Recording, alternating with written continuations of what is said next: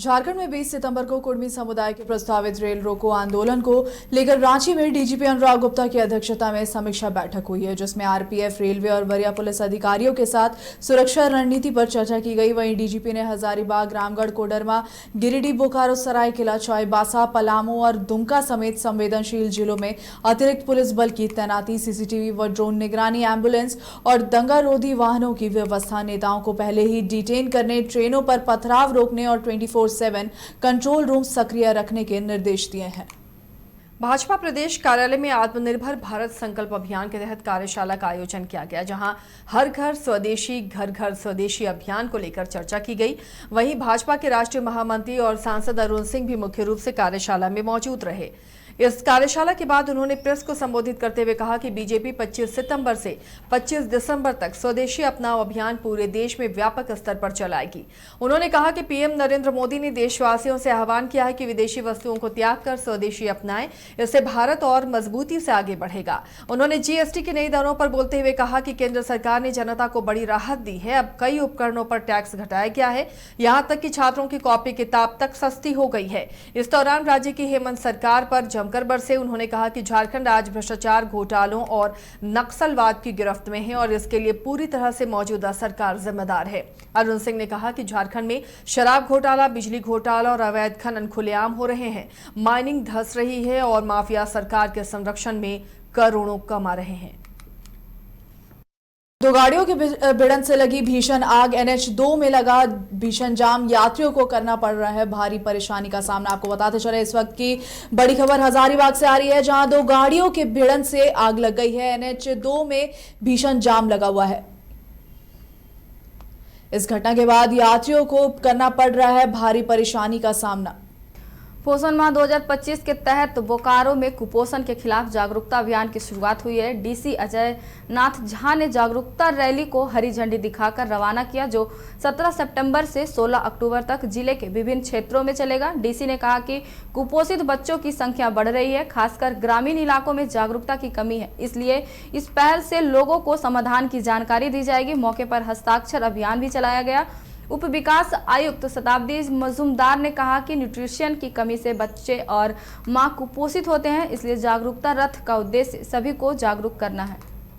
सिमडेगा में जिला खेल विभाग ने झारखंड सरकार के निर्देश पर जिले के प्रतिभावान बच्चों के लिए 2 दिवसीय चयन ट्रायल शुरू किया है। अल्बर्ट एक्का स्टेडियम और इंडोर स्टेडियम में आयोजित इस ट्रायल में फुटबॉल, हॉकी, कुश्ती, बैडमिंटन और एथलीट जैसे खेलों में अलग अलग आयु वर्ग के बच्चों का चयन कर शॉर्टलिस्ट किया जाएगा। चयनित बच्चों को बाद में राज्य स्तर पर भेजा जाएगा और उन्हें डे बोर्डिंग ट्रेनिंग सेंटर में प्रशिक्षण भी दिया जाएगा, ताकि उनकी खेल प्रतिभा और भी निखारी जा सके। जिला खेल पदाधिकारी मनोज कुमार ने बताया कि हालांकि बीच बीच में बारिश के कारण चुनौतियां आ रही है, लेकिन ट्रायल जारी है।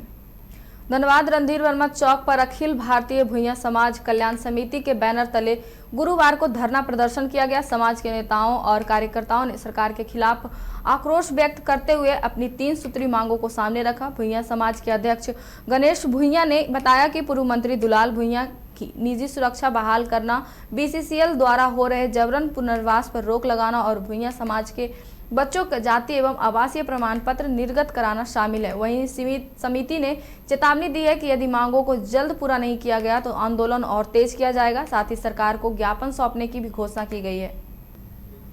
धनबाद के तेतुलमारी थाना क्षेत्र अंतर्गत चंदौर बस्ती के ग्रामीणों ने सीजुआ राजगंज मुख्य मार्ग को जाम कर दिया है। ग्रामीणों ने पुलिस प्रशासन और अवैध खनन माफियाओं के खिलाफ जोरदार नारेबाजी की। सड़क जाम होने से दोनों ओर वाहनों की लंबी कतारें लग गई और आम लोगों को परेशानी का सामना करना पड़ा है। वहीं ग्रामीणों का आरोप है कि बस्ती के बगल में रात के समय अवैध खनन और ब्लास्टिंग की जाती है, जिससे उनके घर हिलने लगते हैं और जान माल को खतरा बना रहता है। विरोध करने पर खनन माफिया ग्रामीणों को झूठे केस में फंसा देने की धमकी देते हैं। इस समस्या को लेकर कई बार स्थानीय थाना में शिकायत दर्ज कराई गई है, लेकिन पुलिस प्रशासन की ओर से कोई ठोस कार्रवाई नहीं की गई है। मजबूर होकर सभी ग्रामीण सड़क पर उतरकर विरोध करने को मजबूर हो गए हैं।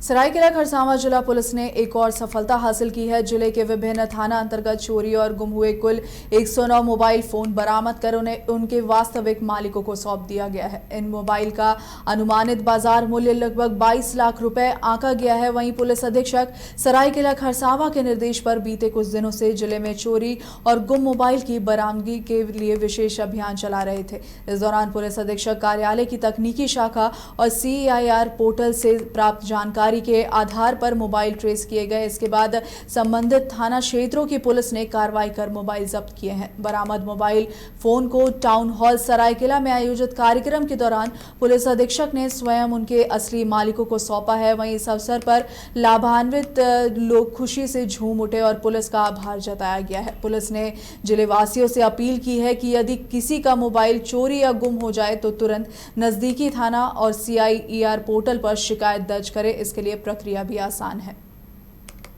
साहेबगंज के बरहरवा थाना क्षेत्र के रामनगर के हटिया से पुलिस ने एक बाइक चोर को गिरफ्तार किया है। आरोपी के पास से चोरी की बाइक भी बरामद की गई है। मोटरसाइकिल चोर अलग अलग जगहों से मोटरसाइकिल की चोरी कर बंगाल के मालदा में बेचता था। बरहरवा थाना क्षेत्र के इंस्पेक्टर संतोष कुमार ने PC कर इसकी जानकारी दी है। सिमडेगा में ADC निरंजन सिंह की अदालत ने 2017 में हुई हत्या के मामले में आरोपी एनसन जोजो को दोषी करार देते हुए 20 वर्ष कठोर कारावास और 50,000 रुपये जुर्माना सजा सुनाई है। मामला ठेठरी टांगर थाना क्षेत्र के डोवा पानी गांव का है, जहां 29 सितंबर 2017 को एनसन जोजो ने युवती सरिता लुगुन को जबरन खींचकर चाकू से हत्या कर दी थी। सरिता अपने मंगेतर अनमोल बागे के घर पर अकेली थी, तभी यह वारदात हुई। घटना के बाद पुलिस ने आरोपी को गिरफ्तार कर जेल भेजा था। अदालत ने गवाहों और साक्ष्यों के आधार पर यह सजा सुनाई है। देवघर में चौकीदार पद की 80 सीटें खाली रह जाने को लेकर गुरुवार सुबह 50 अभ्यर्थियों ने समाहरणालय के समक्ष शांतिपूर्ण धरना दिया है। अभ्यर्थियों ने बताया कि 286 रिक्त पदों के लिए परीक्षा और दौड़ आयोजित की गई थी, जिसमें 206 आवेदक सफल घोषित हुए हैं, लेकिन शेष 80 सीटें खाली रह गई है। अभ्यर्थियों ने उपायुक्त से मांग की है कि पूर्वी सिंहभूम, रामगढ़ और कोडरमा की तर्ज पर यहां भी दूसरी मेरिट लिस्ट जारी की जाए ताकि योग्य उम्मीदवारों को मौका मिल सके।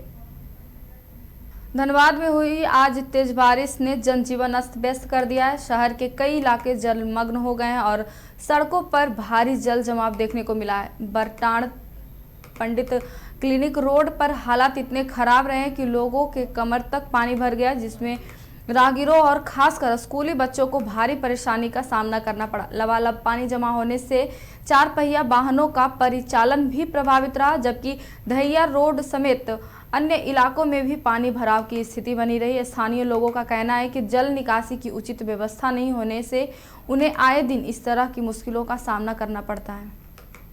गुमला में आगामी दुर्गा पूजा महोत्सव 2025 को शांतिपूर्ण, सुरक्षित और सौहार्दपूर्ण ढंग से संपन्न कराने को लेकर जिला स्तरीय शांति समिति की बैठक आयोजित की गई। बैठक की अध्यक्षता पुलिस अधीक्षक हरीश बिन जमा ने की है, जिसमें जिला प्रशासन के पदाधिकारी, जनप्रतिनिधि और विभिन्न पूजा समितियों के सदस्य भी शामिल हुए। बैठक में विधि व्यवस्था, सुरक्षा प्रबंधन, बिजली, पानी, सफाई, यातायात निरंतर, भीड़ प्रबंधन और मूर्ति विसर्जन की तैयारी जैसे मुद्दों पर विस्तार से चर्चा हुई। एसपी ने पूजा समितियों को CCTV, fire safety, exit gate और पर्याप्त लाइटिंग की व्यवस्था सुनिश्चित करने के भी निर्देश दिए। उन्होंने कहा कि डीजे पर पूर्ण प्रतिबंध रहेगा और लाउड स्पीकर का उपयोग मानक के अनुसार ही होगा। उप विकास आयुक्त दिलेश्वर महतो ने कहा कि प्रशासन सभी समितियों के साथ समन्वय बनाकर काम करेगा और आवश्यक सुविधाओं का प्राथमिकता से समाधान होगा।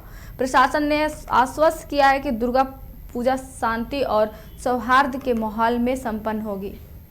कुर्मी समाज को ST सूची में शामिल करने की मांग को लेकर 20 सितंबर को समाज की ओर से रेल टेका डहर छेका कार्यक्रम के तहत विभिन्न रेलवे स्टेशन में रेल रोकने की योजना बनाई गई है। इसी को लेकर धनबाद में के एक निजी होटल में आजसू ने प्रेस वार्ता की कि इस दौरान जिला अध्यक्ष मंटू महतो ने कहा कि कुर्मी समाज अपने हक और अधिकार की लड़ाई लड़ रहा है। आगामी 20 तारीख को कुर्मी समाज रेल रोक कर अपने हक की आवाज बुलंद करेगी। उन्होंने कहा कि इस आंदोलन का असर झारखंड, पश्चिम बंगाल और उड़ीसा में को देखने को मिलेगा। आगे उन्होंने कहा कि हमारी किसी भी समाज से कोई लड़ाई नहीं है, हमें बस अपना अधिकार चाहिए। रांची में जिलाध्यक्ष वर्तमान में है। इस 20 सितंबर को जो रेल टेका कार्यक्रम को लेकर के पूर्व से भी हमारी तैयारी चल रही थी हम लोगों का, और चूंकि कुछ राजनीतिक पार्टियों द्वारा या पॉलिटिकल लोगों के द्वारा बहुत तरह का टिप्पा टिप्पणी चल रहा था, बहुत जगह वो होता और लोगों का मतलब गुमराह करने। इस 20 सितंबर को जो रेल टेका कार्यक्रम को लेकर के पूर्व से भी हमारी तैयारी चल रही थी हम लोगों का, और चूंकि कुछ राजनीतिक पार्टियों द्वारा या पॉलिटिकल लोगों के द्वारा बहुत तरह का टिप्पा टिप्पणी चल रहा था, बहुत जगह वो होता और लोगों का मतलब गुमराह करने। इस 20 सितंबर को जो रेल टेका कार्यक्रम को लेकर के पूर्व से भी हमारी तैयारी चल रही थी हम लोगों का, और चूंकि कुछ राजनीतिक पार्टी बोकारो में आने वाली 24 सितंबर से डाक विभाग के द्वारा पूरे देश में डाक जीवन बीमा और ग्रामीण डाक जीवन बीमा योजना को लेकर विशेष ड्राइव शुरू करने जा रहा है। इस अभियान का सबसे बड़ा लक्ष्य है कि अधिक से अधिक लोगों तक सरकार की इस लाभकारी योजना को पहुंचाया जाए। बोकारो के बुद्ध विहार में आयोजित समीक्षा बैठक में झारखंड परिमंडल के निदेशक डाक सेवाएं आरवी चौधरी ने कहा कि इस बार धनबाद मंडल अखिल भारतीय स्तर पर नंबर 1 बनने का संकल्प लेकर आगे बढ़ रहा है। बैठक में धनबाद और बोकारो जिले के डाक कर्मियों को मोटिवेट किया ताकि वे योजनाओं को जन जन तक पहुंचा सके। बेरमो के पेटरवार प्रखंड के उत्तासारा गांव में दिल्ली स्पेशल सेल की टीम संदिग्ध आतंकी अशहर दानिश को लेकर पहुंची, जहां उनसे पहले महतो बीज भंडार से पोटेशियम नाइट्रेट खरीदा था। फिर टीम ने दुकानदार मनोज महतो से पूछताछ की, जिन्होंने बताया कि दानिश ने इस साल 2024 में करीब 4 से 5 किलो पोटेशियम नाइट्रेट खरीदा था, जिससे खेती बाड़ी में उपयोग किया जाता है। वहीं दुकानदार ने यह भी कहा कि जांच के दौरान 6 से 7 लोग आए थे और एक व्यक्ति गाड़ी में बैठा था जो उसका चेहरा ढका हुआ था। बता दें कि दानिश पहले इसी गांव में रहता था और रांची के आईएसआईएस से जुड़े मामले में उसकी गिरफ्तारी हुई थी। दिल्ली टीम जांच पूरी कर वापस लौट गई और पूरे मामले में बोकारो पुलिस ने गोपनीयता बरती है।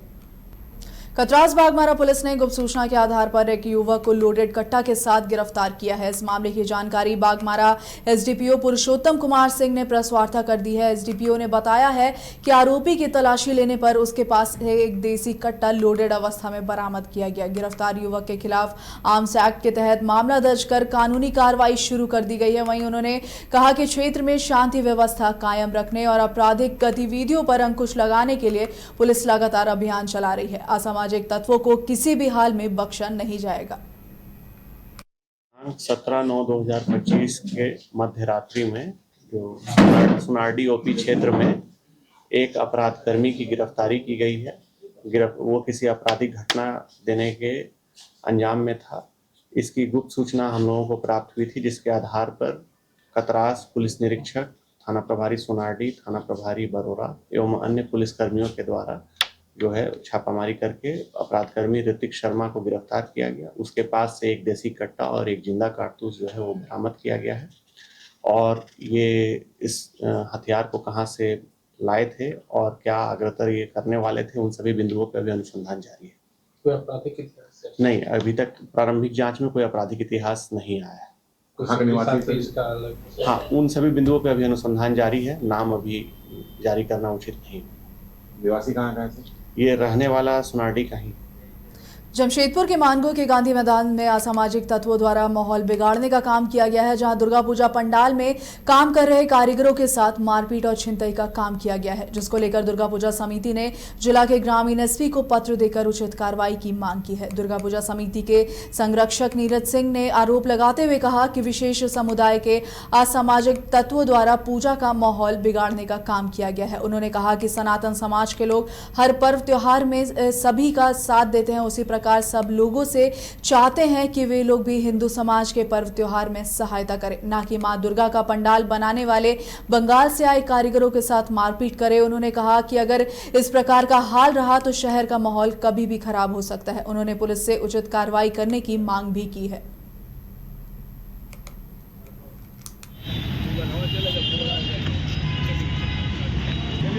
पंडाल का कार्यक्रम, पंडाल बनाने का कार्यक्रम वहाँ पे मानगो गांधी मैदान में शुरू हुआ है पूजा कमेटी के द्वारा। लोग बाहर से आके वहाँ पे पंडाल का कार्य कर रहे हैं, लेकिन चूँकि गांधी मैदान के अगल बगल विशेष समुदाय के लोग रहते हैं और विशेष समुदाय के लोगों के द्वारा कल रात को वहाँ पे हमारे जो वर्कर लोग हैं जो काम कर रहे हैं, पंडाल बना रहे हैं, उन लोगों को चापड़ और तलवार और इससे धमकाया गया, उनका सामान लूट लिया गया, उनसे आधार कार्ड छीन के चले गए लोग।